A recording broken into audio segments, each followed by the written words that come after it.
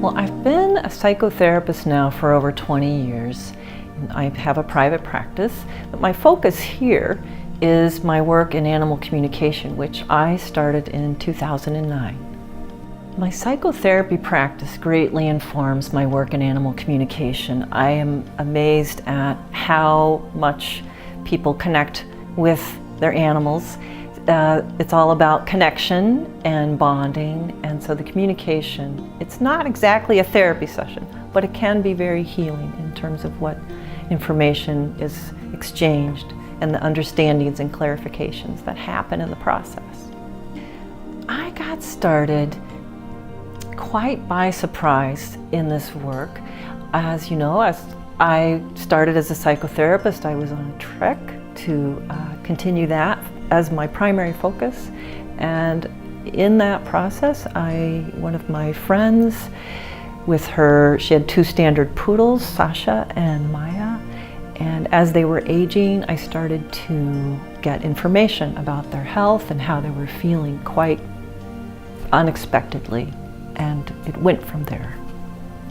What Jennifer does is she helps me to see what trauma or what incident happened when that dog was very young. A lot of people don't understand that early time in a dog's life, that 2 weeks to about 6 months old, is critical, and the things that happen to a dog in that time is so important for us to understand. And sometimes the dog just needs to say, hey, something really sad happened to me when I was young, so that we, as their helping human, can just let them know, hey, I understand, and I'm gonna try really hard to let you know that's never going to happen again.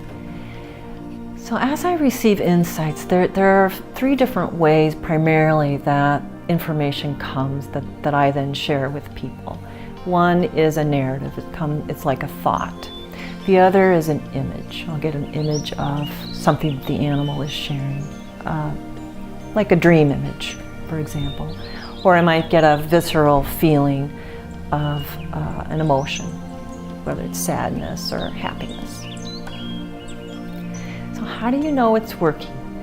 This is a valid question, and something such as this, that's a process, kind of like psychotherapy. You don't always know. There's not an end goal. One part that I focus on is how the session resonates with your own intuitive process. And the other is to look to your animals for any changes you see in their behavior, such as that they're acting in a way that you don't normally see them do. Like 2 animals that weren't getting along are suddenly sitting side by side, something like that.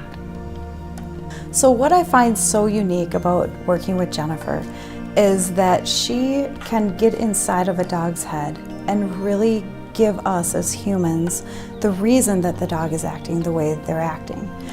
As a dog trainer, I'm able to do that by watching body language. But Jennifer is able to really get in there and help us better understand what's going on in that dog's head. It is so important to me as a dog trainer to know both sides, not just the body language, but really what has happened in the past. I can be so much more effective. So Jennifer coming into my life has been amazing for me, my animals, but also my clients. Sometimes people are concerned about what their animals might say or think, like, oh, I left my dog outside too long or something like that.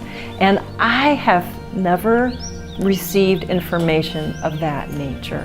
It's always affirming and supportive of the relationship. I've never had an animal complain.